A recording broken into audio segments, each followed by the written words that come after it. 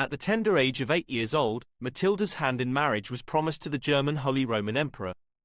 When he passed away in 1125, Matilda's father, Henry I, ordered her marriage to Geoffrey of Anjou, who was the Count of Anjou and Maine and later became the Duke of Normandy. This marriage was intended to bring peace and unity between England and Normandy. In 1126, having lost his son at sea, Henry I got all his English lords and barons, including his nephew Stephen, to pledge their allegiance and recognize his daughter Matilda as his heir.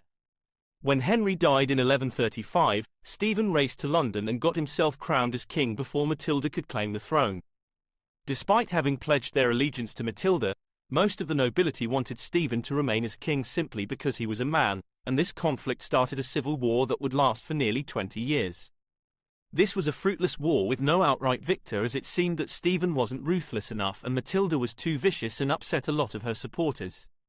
At one point, Stephen had Matilda trapped in Oxford Castle, but she managed to escape by wearing a white robe and running through the snow.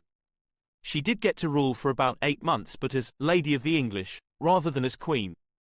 Eventually they both got bored of the war and decided that Stephen could continue his rule, providing Matilda's son, Henry, would inherit the throne when Stephen passed. As he had no children of his own, Stephen agreed.